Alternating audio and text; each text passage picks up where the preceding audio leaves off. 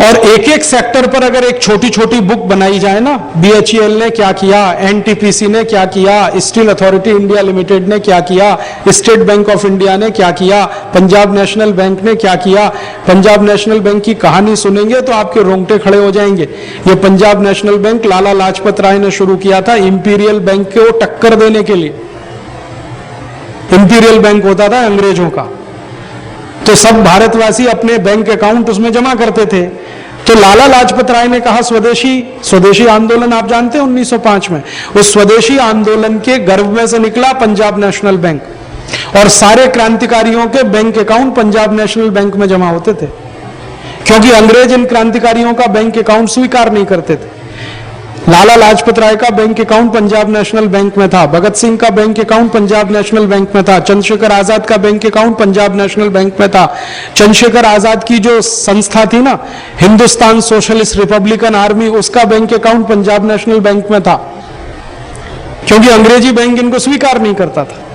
तो अंग्रेजी बैंक को टक्कर देने के लिए और भारत के क्रांतिकारियों को जरूरत पड़े तो मदद देने के लिए लाला लाजपत राय ने शुरू कराया पंजाब नेशनल बैंक। अगर ये कहानी हिंदुस्तान के घर घर में जाए तो कोई भी गर्व से कहेगा कि मेरा खाता पंजाब नेशनल बैंक में है, जिसमें भगत सिंह का खाता था। मेरा खाता पंजाब नेशनल बैंक में है, जिसमें लाला लाजपत राय का खाता था। मेरा खाता एक ऐसी बैंक में है जो भारत की आजादी के आंदोलन में मदद करने वाला बैंक रहा, पंजाब नेशनल बैंक।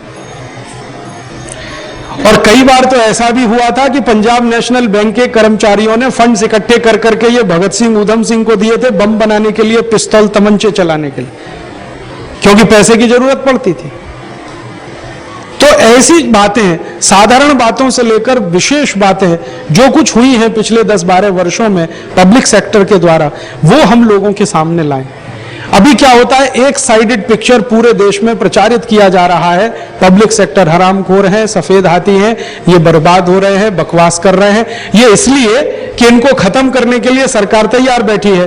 तो इस तरह का दुष्प्रचार हो जाए, लोग स्वीकार कर लें कि हाँ, और एक झूठ को बार बार बोलो, थोड़े दिन में सच लगने लगता है। आप रोज बोलो सफेद आती है, तो जनता मान ही लेगी कि हाँ है।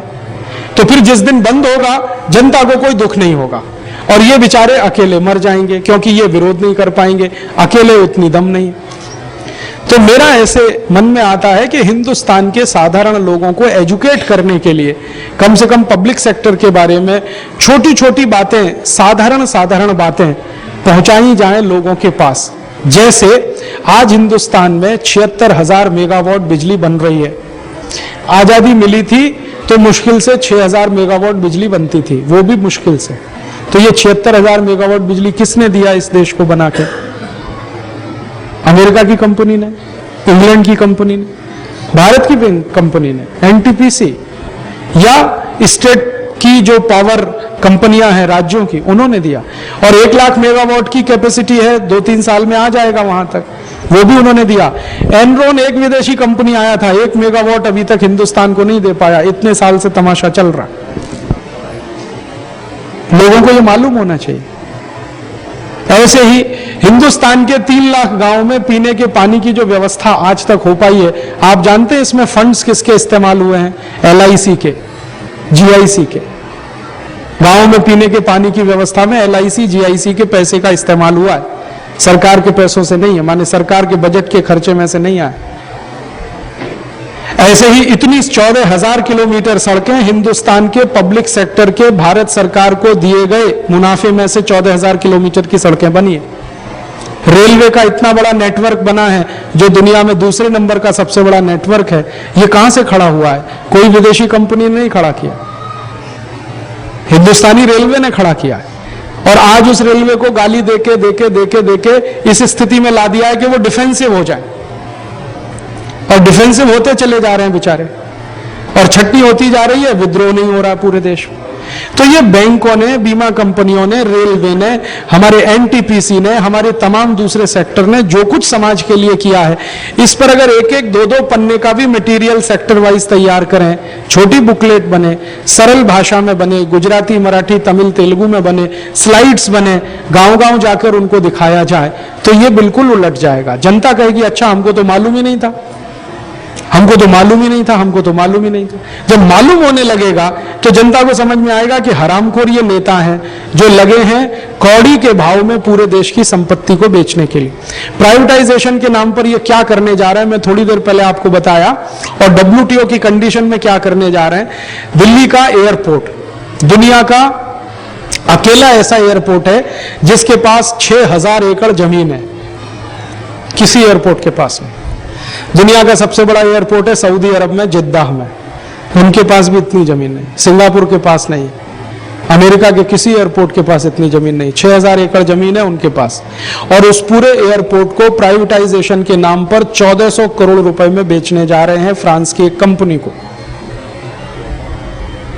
जबकि जिस स्थान पर यह दिल्ली का एयरपोर्ट है वहां 1 एकड़ जमीन की कीमत इस समय 20 करोड़ रुपए है। 1 एकड़ जमीन की कीमत 20 करोड़ रुपए, जहां पर यह एयरपोर्ट है गुड़गांव दिल्ली के बीच में। 6000 एकड़ जमीन है, कितने का हो गया? 1,20,000 करोड़ की प्रॉपर्टी बेच रहे हैं 1400 करोड़ में। प्राइवेटाइजेशन के नाम पर यह हो रहा है। और इसका माहौल कैसे बनाया है? 2 साल से दिल्ली एयरपोर्ट के खिलाफ कैंपेन किया जा रहा है पूरे देश में, हमारे ही मंत्रियों के द्वारा। यहाँ के कर्मचारी निकम्मे हैं, ये इनएफिशिएंट है, ये ऐसा है, ये वैसा है, इसमें ये तकलीफ है, वो तकलीफ। अभी मैं थोड़े दिन पहले दिल्ली एयरपोर्ट पर एक सभा संबोधित करने गया तो मैंने वहां के जनरल मैनेजर को कहा मुझे पूरा एयरपोर्ट घुमाओ। उन्होंने कहा क्या देखना चाहते हैं? मैंने कहा आपका एयर ट्रैफिक कंट्रोल जो टावर है ये मुझे देखना है। कहने लगे क्यों? मैंने कहा इससे अंदाजा लग जाएगा कि आपकी कीमत क्या है, आपकी ताकत क्या है, आपकी औकात क्या है। मैं ले गया, वो मुझे ले गए देखने के लिए। वो मैंने जो देखा और उन्होंने जो इंस्ट्रूमेंट्स का वर्णन करना शुरू किया और जो उन्होंने टेक्नोलॉजी इस्तेमाल की है, मैं दंग रह गया। दुनिया में इतना बेहतरीन air traffic control tower France में भी नहीं है, जर्मनी में भी नहीं। उस अकेले टावर को अगर बेचे अंतरराष्ट्रीय बाजार में तो 600 करोड़ मिलता है, और 1400 करोड़ में पूरा एयरपोर्ट बेचने जा रहे हैं। अब जनता को मालूम नहीं है दिल्ली एयरपोर्ट की विशेषता यह है, इनके पास 6000 एकड़ जमीन है। कल को समझौता हो जाएगा, अखबार में खबर आएगी दिल्ली एयरपोर्ट फ्रांस की कंपनी ने खरीद लिया।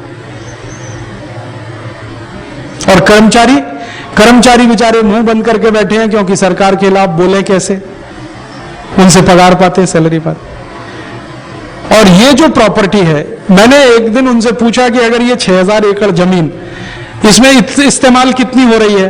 तो उन्होंने कहा मुश्किल से इसमें 50-60 एकड़ जमीन इस्तेमाल हो रही है रनवे में और ये सब वगैरह, बाकी खाली पड़ी है। मैंने कहा इसमें खेती करना चालू कर दो तो साल का कम से कम 50-60 करोड़ का तो प्रोडक्शन यहां हो सकता है।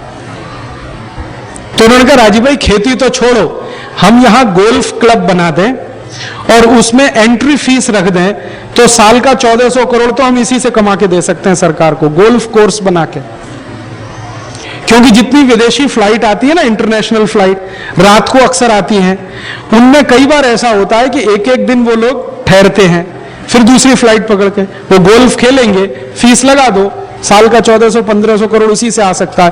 पूरा एयरपोर्ट इतने में बेच रहे हैं, 1400 करोड़, और बिना किसी बिड के। माने कोई इंटरनेशनल टेंडर इनवाइट नहीं हुआ, कुछ नहीं हुआ, फ्रांस की कंपनी को सामने से बुला लिया। क्यों? समझौता हो गया सरकार का, कुछ लेन देन हुआ होगा उसमें। अब एक दिल्ली एयरपोर्ट बिकेगा, फिर बंबई बिकेगा, फिर सब बिकेगा। ऐसे सरकार की माने बेईमानी और हरामखोरी में देश की संपत्ति बिक रही है प्राइवेटाइजेशन के नाम पर, ग्लोबलाइजेशन। अब जनता इसमें बगावत कर सकती है जब उसको पूरी बात मालूम। जब मुझे पता चला दिल्ली एयरपोर्ट की वास्तविकता, मैंने दिल्ली की 4-5 मीटिंगों में कह दिया, लोगों का खून उबल गया जी, कैसे कर सकते हैं, हम देखेंगे सरकार को। अगर यही बात पूरे देश में प्रचारित हो जाए तो जनता खड़ी हो जाएगी। तो जनता के सामने कोई सरकार नहीं टिक सकती। कर्मचारियों को तो वो झुका सकते हैं, लेकिन जनता को नहीं झुका सकते। तो मेरा यह कहना है कि हम सब मिलकर भारत की जनता के पास ये सब मुद्दे लेके जाएं, सरल सरल भाषा में, कम शब्दों में, सरल सूत्रों में उनको ये जानकारियां दें कि भारत के पब्लिक सेक्टर ने क्या किया है, बैंक ने क्या किया, बीमा ने क्या किया, इसने क्या किया, इसने, और WTO और प्राइवेटाइजेशन के नाम पर सरकार क्या करने जा रही है। जब समझ बनेगी तो बात आगे बढ़ेगी। अब उसके तरीके क्या हो सकते हैं? तरीके बहुत हो सकते हैं। हम CD बनाएं, गांव-गांव में दिखाएं, पत्रक बांटें, टेलीफोन, ये लोकल अगर टीवी चैनल है उसके माध्यम से कहें, अखबारों में लिखें, और सबसे अच्छा जो भाई ने कहा कि रेडियो पे कहें। अपना कोई रेडियो स्टेशन हो तो शायद कहे, सरकार तो इसको कहने नहीं देगी। अपना कोई टीवी चैनल हो तो उस पर ये सब बातें, एक एक बात की पोल खोलें, सरकार जो कर रही है, WTO में जो हो रहा है और वास्तविकता क्या है, तो देश बचने के लिए रास्ते खुलते हैं, लोग खड़े हो जाएंगे, ऐसा मुझे लगता है। लोगों को जानकारी नहीं है, इसलिए सरकार ये सब करती चली जा रही है। जैसे ही जानकारी होती है, लोग तो सरकार को कुछ नहीं करने देते। जैसे मैंने आपको थोड़ी देर पहले सवेरे उदाहरण दिया, हरियाणा के लोगों को जब तक मालूम नहीं था वैट क्या है, वो चुप रहे, और चौटाला ने वैट लागू कर दिया। लागू होने के बाद जब तकलीफें आना शुरू हुई, उन्हीं हरियाणा के लोगों ने चौटाला को कान पकड़ के नीचे उतार दिया। चौटाला के पास पहले 54 सीटें थी जब पिछली सरकार आई, अभी उसके पास 9 सीटें हैं। खुद हार गया बुरी तरह से। तो जनता को जब पता चला तो उन्होंने जवाब दे दिया। ऐसे ही हर क्षेत्र में जनता को पता चले तो सरकार को सबक जनता सिखा सकती है। तो ये समस्या है, उसका विश्लेषण और समाधान, हर समस्या का समाधान हम अपने ही तरीके से करें, वही अच्छा है। अब इसमें एक बात वो अंत में आके खत्म होती है कि कौन करे इस काम को, हम सब करें।